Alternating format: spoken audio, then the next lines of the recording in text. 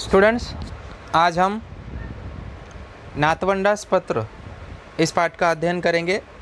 अब देखिए, नाथवंड मीन्स होता है जो बोलते हैं ना, पोता पोती वगैरह जो होता है, बराबर।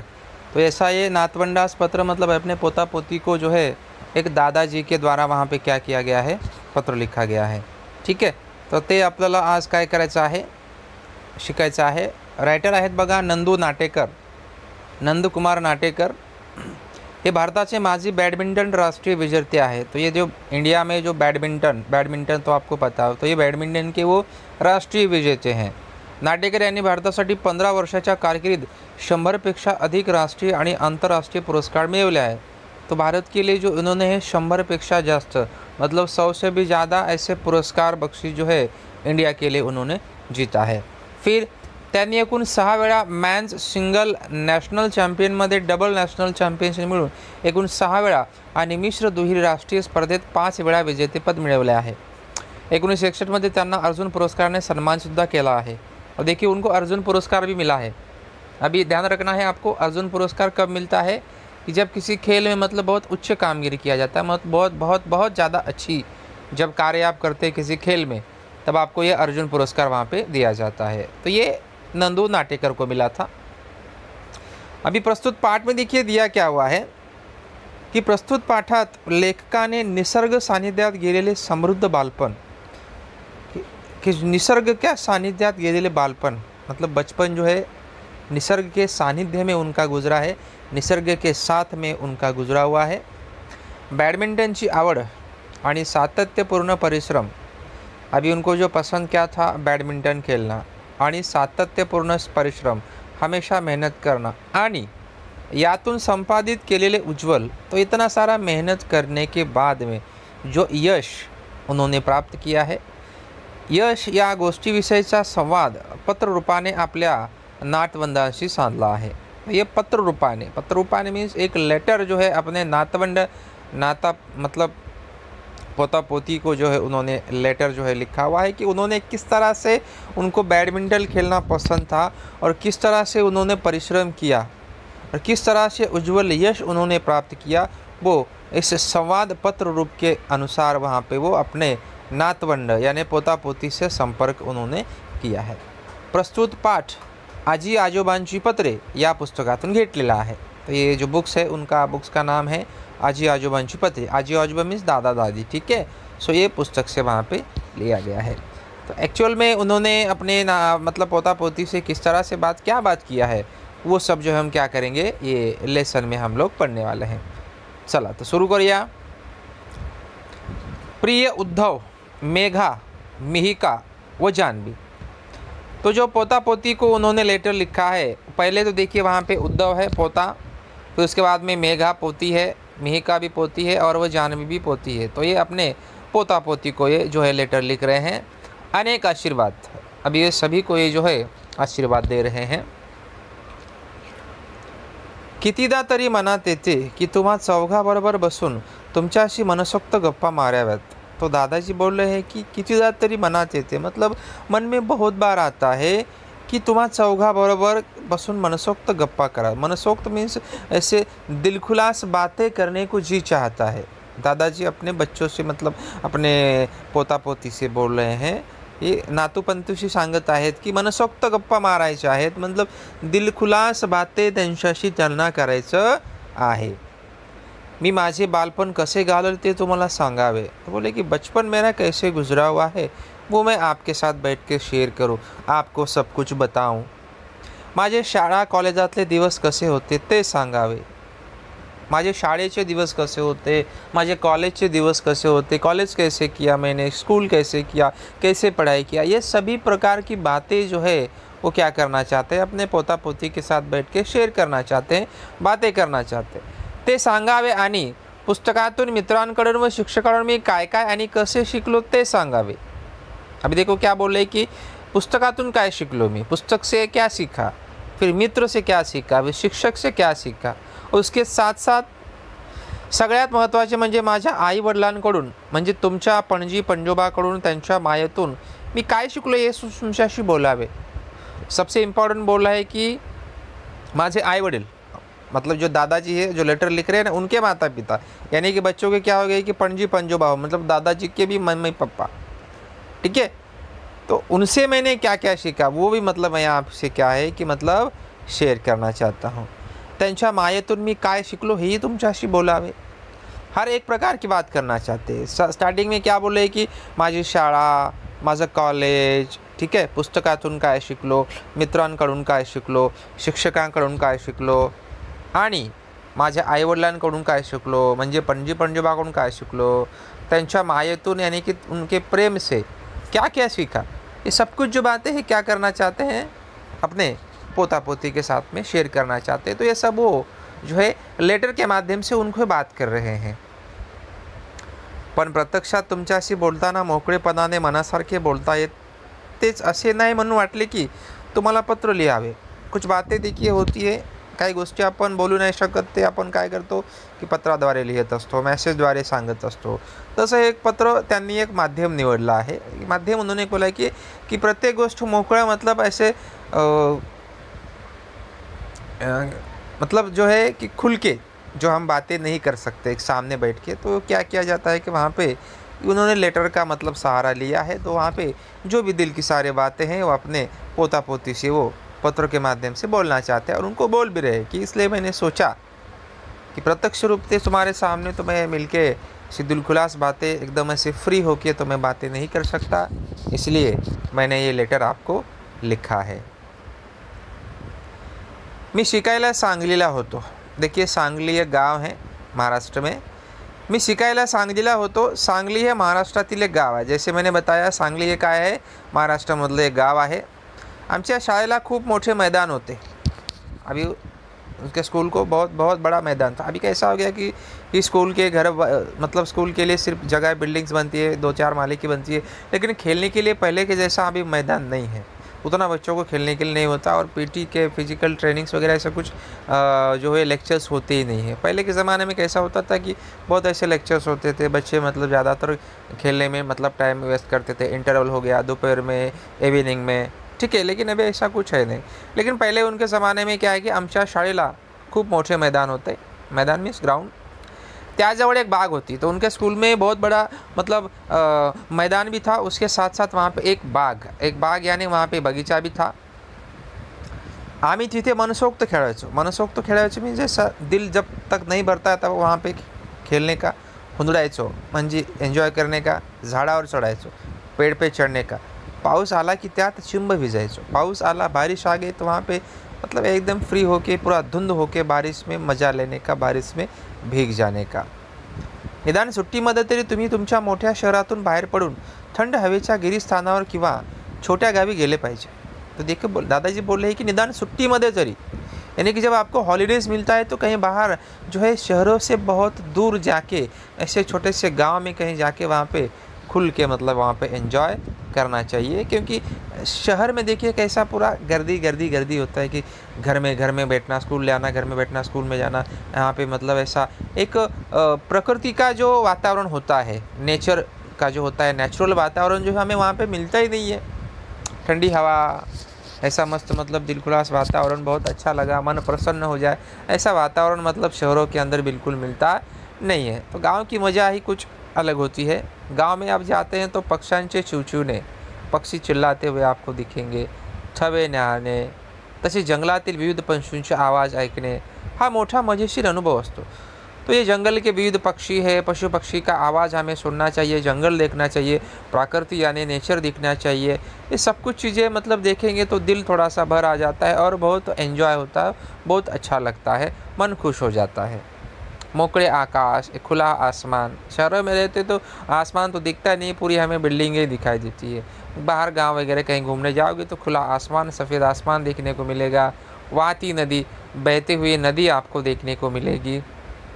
आणि झाडे आपल्यासाठी गमतीचा नजराना आणत असतात, त्याची मजा तुम्हाला लुटली पाहिजे। जो पेड़ पौधे होते हैं उनको देखने में वो हिलते डुलते रहते हैं, खेलते हुए दिखाई देने लगते हैं, तो उनको देखने के साथ में खुद भी एंजॉय करो तो वहाँ पे देखिए बहुत मतलब क्या होता है, मज़ा आता है, ठीक है। आणि ही मज़ा तुम्ही जी आहे ती लुटली पाहिजे। तो ये मज़ा हमें वहाँ पे लूटना चाहिए। स्टूडेंट्स, जैसे वहाँ पे उनके दादाजी बोल रहे थे की मोकळे आकाश, वाहती नदी आणि झाडे आपल्यासाठी गमतीचा नजराना आणत असतात, त्याची मजा तुम्हें लूटले पाहिजे। मतलब शहर छोड़ के जो हमें गांव कहीं पे जाना चाहिए, किसी गांव में जाना चाहिए, वहाँ पे मोकळे आकाश, खुला आसमान, वाहती नदी, बहती हुई नदी आणि झाड़े आपल्यासाठी गमतीचा नजराना आणत असतात, त्याची मजा लूटली पाहिजे। तो झाड़े मतलब जो पेड़ पौधे हैं, देखिए कैसे हिलते डुलते रहते हैं, मस्त अपने मजा करते रहते हैं। तो उन्हीं के साथ में हम भी जो है मजा, गमतीचा नजराना, ऐसा नजराना जो है लेके आती है, तो उस नजराने में हमें मिल घुल जाना चाहिए और वहाँ की मजा जो है हमें क्या होनी चाहिए, लूटनी चाहिए। तभी एक जीवन का अच्छा आनंद आपको प्राप्त हो सकता है। ये सब शहर छोड़ के आपको ऐसी जगह पे जाके मजा लूटनी चाहिए।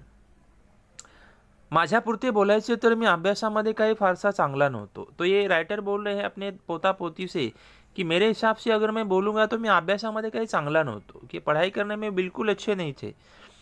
मला खेळायला मात्र आवडायचे आणि बॅडमिंटनची आवड मला लहान वयातच लागली होती। तो बोल रहे की मला खेळायला मात्र खूप आवडायचे, खेलना मुझे बहुत पसंद था आणि लहानपणापासूनच मला बैडमिंटन की आवड लागली।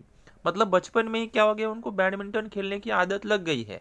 और कोई भी खेल, कोई भी आदत जब लग जाती है तो बचपन में लग जाती है, क्योंकि बचपन में ही क्या हो जाता है पता है कि गुणधर्म हमारे में आ जाते हो, जैसे जैसे बड़े आ जाते हैं वैसे गुणधर्म में मतलब वो गुणधर्म रूढ़ हो जाता है, यानी वही आपको पसंद आता है। तो ये बचपन में उनके साथ में हुआ, बैडमिंटन खेले, इसलिए आगे जाके बड़े मतलब जो है खिलाड़ी बन गए। तो निरनिराळे चषक व ढाली घेतलेले माझे कितीतरी फोटो तुम्ही पाहिले आहेत ना। तो बोले कि निरनिराळे चषक, चषक मीन्स ट्रॉफी, ढाली मीन्स पहले के ज़माने में कोई विनर हो जाता था तो उसको ढाल मिलती थी बख्शीश के रूप में। तो ये बोल रहे कि निरनिराळे चषक और जो ढाली है, ऐसे लिए हुए कितने सारे फोटो तो आपने देखे होंगे ना। अभी घर में दादाजी की फोटो को तो बच्चों ने तो देखा ही होगा। सातत्याने परिश्रम करून मी विजेता खिलाड़ी हो शकलो। तो दादाजी बोले कि सातत्याने, ज़्यादा मतलब मैं मेहनत करते गया और हमेशा मेहनत करोगे तो ही आगे जाओगे। ऐसा नहीं कि आपको मतलब किसी जगह पे मतलब आप फेल हो गए हैं, किसी जगह पे आपको मतलब निराशा हो गई, तो वैसे हमें पीछे कभी भी नहीं हटना चाहिए। सातत्याने नियमित रूप से परिश्रम करते रहिए, सक्सेस आपको ज़रूर मिलेगा। तो वैसे दादाजी ऐसा करते करते बोल रहे कि मैं विजेता खिलाड़ी हो शकलो, मतलब ऐसा मैं खिलाड़ी बन गया कि हमेशा जीतने वाला खिलाड़ी बन गया। आंतरराष्ट्रीय सामन्यात आपल्या देशाचे मी प्रतिनिधित्व केले। बोलते अंतरराष्ट्रीय इंटरनेशनल बैडमिंटन के सामने में, गेम्स में मैं कैप्टनशिप भी किया हूँ, प्रतिनिधित्व किया हूँ। मला अर्जुन पुरस्कार सुद्धा मिला। तो देखिए भारत में जो है, जो खेल में सबसे ज़्यादा सर्वश्रेष्ठ होता है उनको अर्जुन पुरस्कार प्राप्त किया मतलब दिया जाता है भारत सरकार की तरफ से। तो ये इतना सर्वोच्च पुरस्कार जो है ये उनके दादाजी को भी मिला था, यानी कि जो राइटर है वो अपने बच्चों से सब बोल रहे हैं कि मैं पढ़ाई में अच्छा, मतलब ये कहने का मतलब जिसमें टैलेंट आपका है उसमें आप आगे बढ़िए, बराबर। कि बोले कि मैं पढ़ाई में तो उतना अच्छा नहीं था, लेकिन मैं सातत्याने उस चीज़ में नियमित रूप से मैं मेहनत करते गया। तो उस फील्ड में मेहनत करोगे, जो आपको पसंद लगता है, अच्छा लगता है, तो उसमें आप मेहनत करिए, आपको मिलेगा, मौका मिलेगा, आपको सक्सेस मिलेगा, क्यों नहीं मिलेगा। तो वही उनको बच्चों को कहना चाहते हैं। तुम्ही कोणता ना कोणता खेळ खेळलाच पाहिजे। तो अपने बच्चों पोता पोती को बोले कि कोणता ना कोणता खेळ खेळलाच पाहिजे, खेल खेलना चाहिए, कोई भी खेलो, मग तो क्रिकेट असो, टेनिस असो, बैडमिंटन असो, तो जो तुम्हाला आवडत खेळ असेल तो खेळ असू दे। बोले कि जो आपको पसंद है ना, नो प्रॉब्लम, लेकिन खेलो, खेल हमें खेलना चाहिए। खेल खेलण्यामुळे आपल्याला आयुष्यात शिस्त येते। तो बोले कि खेल खेलने से हमारे आयुष्य में क्या आता है, हमारे जीवन में शिस्त आती है। शिस्त मीन्स क्या होता है, डिसिप्लिन आता है, रूल्स एंड रेगुलेशन सीखने को हमें मिल जाते हैं। कोणत्याही प्रसंगाचा सामना कसा करायचा ये सीखने को मिलेगा हमें। प्रसंग, प्रॉब्लम, समस्याएं जब आती है तो उसका सामना कैसे करें, उसके खिलाफ लड़े कैसे, ये सब कुछ चीज़ें आपको वहाँ पे सीखने को मिलेगी। अगदी हरावे तरी कसे हारायचे, हारना है तो कैसे हारना है, तो खेळ आपल्याला शिकवतात, वो सब हमें ये खेल सिखाता है। आणि हारायचे तर कसे हारायचे, हारना है तो कैसे हारना, ये भी हमें सीखने को मिलेगा। आणि जिंकलो तर जिंकण्याचा आनंद ही मिळवून देतात। अगर आप जीत गए तो जीतने का आनंद क्या होता है तब वहाँ पे आपको पता है। यानी हारना जीतना सब कुछ जो है हमें गेम्स खेलने से क्या होगा पता चलेगा। इसलिए दादाजी बोले कि कोई भी खेल हो हमें वहाँ पे उस खेल को खेलना चाहिए। आगे क्या बोलते हैं कि प्रत्येक दररोज काहीतरी व्यायाम केला पाहिजे। देखिए कब प्रत्येक जो भी हो, जितना भी समय मिले उतना समय निकाल के हमें व्यायाम करना ही चाहिए। लेकिन देखिए, मला वेळ नाही हे सबब सांगू नका। सबब म्हणजे कारण। कुछ लोगों को देखिए बोलते हैं ना कि यार यार तुम बहुत मोटे होते जा रहे हो, चर्बी बढ़ रही है, रनिंग किया करो, ये किया करो, वो किया करो, लोग सजेस्ट करते हैं। लेकिन कुछ लोग बोलते हैं यार टाइम ही नहीं मिलता, इतना सारा काम होता है वगैरह। लेकिन ये सब कारण आपको नहीं बताना है। वेळ नाही म्हणून जेवण करायचे राहते का? ऐसा कभी हुआ है कि आपके साथ कि आप बोले यार खाना खाने के लिए मेरे पास टाइम ही नहीं है, चलो आज नहीं खाना खाता हूँ, कल खाता हूँ। ऐसा कभी हुआ है क्या? नहीं। तो दादाजी भाई बोले ना कि आप खाना खाने के लिए कैसा टाइम निकाल लेते हो, 10-15 मिनट खाना खाने की निकाल लेते हो ना, तो वही 10-15 मिनट आप व्यायाम करने के लिए निकालिए। व्यायाम करने से क्या होता है कि शरीर का स्वास्थ्य अच्छा रहता है, एकदम सुदृढ़ हो जाता है, तंदुरुस्त रहोगे आप हमेशा एक्टिव रहोगे। तो ये सब हमें व्यायाम करना चाहिए। ऐसा मत बोलिए कि हमारे पास टाइम नहीं। जिस तरह से खाना खाने के लिए हम लोग टाइम निकाल लेते हैं ना, वैसे भी आप गेम्स खेलने के लिए निकालिए। दोन्ही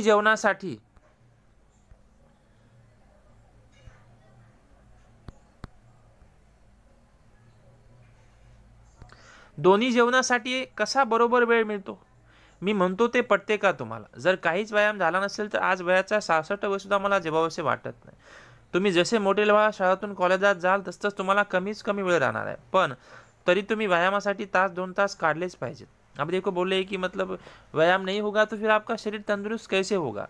कैसे न कैसे मतलब आप कॉलेज में जाओगे, स्कूल जाओगे, बड़े हो जाओगे, काम लगेगा, लेकिन व्यायाम के लिए टाइम नहीं मिलेगा तो फिर समस्या होगी। इसलिए आपको क्या है कि 2 तास, 2 तास, 1 घंटा, 2 घंटा तो जो हमें व्यायाम करने के लिए टाइम समय निकालना ही चाहिए और हमें व्यायाम करना ही चाहिए। मग तो व्यायाम खुल्या मैदानावर असो, एखाद्या क्लबातील असो किंवा खास व्यायामासाठी असला जिम मधला असो। तो बोले कि आप खुले मैदान पे व्यायाम करो, क्लब में करो या किसी जिम में जाके करो, लेकिन आपको व्यायाम बिल्कुल करना चाहिए, जरूर करना चाहिए।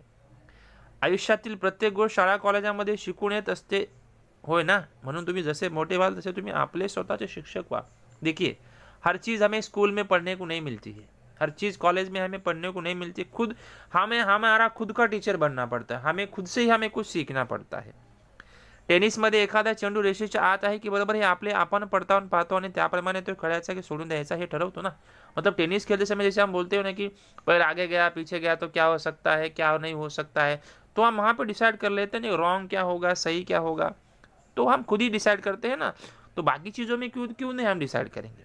तसेच प्रत्यक्ष आयुष्यामध्ये देखील आपल्याकरता चांगले आणि वाईट काय हे तुम्हालाच कळले पाहिजे। तो जीवन में अच्छा क्या है, बुरा क्या है, ये सब चीज़ें हमें समझ में आनी चाहिए। म्हणजे तुम्ही स्वतःवर अवलंबून राहायला शिकले पाहिजे, स्वावलंबी झाले पाहिजे। तो खुद है मतलब हमें क्या है ना चाहिए कि स्वतःवर अवलंबून राहिले पाहिजे। मतलब खुद का काम हमें खुद करना चाहिए, स्वावलंबी हमें बनना चाहिए, किसी दूसरे के ऊपर आधारित हमें बिल्कुल रहना नहीं है। आता आपण तिसऱ्या सहस्रामध्ये प्रवेश करत आहोत। संपर्कामध्ये दळणवळण आणि संदेशवहनाचा आवाकाय वाढवता। आता आपल्या घरी घर बसल्या जावी तुम्हाला माहिती मिळते, ईमेल आणि इंटरनेटद्वारे मिळू शकतो। मतलब ये टेक्नोलॉजी इतना बढ़ रहा है कि 21st सेंचुरी में आ चुकी है, इतना जनरेशन बढ़ गया, वहाँ पे ईमेल आ गया, गूगल आ गया है, इंटरनेट आ गया है, हर चीज़ हम घर बैठ के सब कुछ हम देख सकते हैं, बराबर।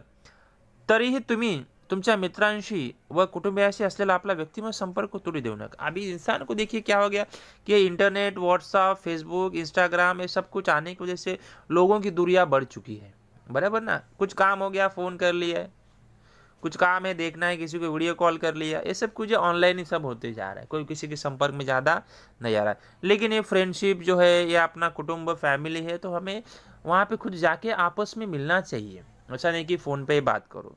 तो ऐसा संपर्क हमें टूटने नहीं देना चाहिए। येत्या सहस्रकातील तुम्हाला माझ्या शुभेच्छा। दादाजी बोले कि आने वाले जनरेशन के लिए, आने वाले पीढ़ी के लिए, आने वाले युग के लिए जो आपको मेरी बहुत बहुत शुभकामनाएं।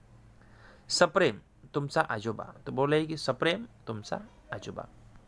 तो इस तरह से देखिए जो दादाजी है अपने बच्चों के साथ में यानी कि जो लेटर लिख के अपने स्कूल कॉलेजेस अपने जीवन में मतलब किस तरह से यश उन्होंने पाया है, वो सब कुछ जो है अपने पोता पोती के साथ उन्होंने शेयर किया है पत्र के माध्यम से। क्योंकि वो खुद ही बोले हैं कि मैं कुछ ऐसी बातें हैं जो मैं आपके सामने बैठ के दिल खुलास बातें नहीं कर सकता, जो पत्र के माध्यम से मैं आपके साथ में शेयर करना चाहता हूँ।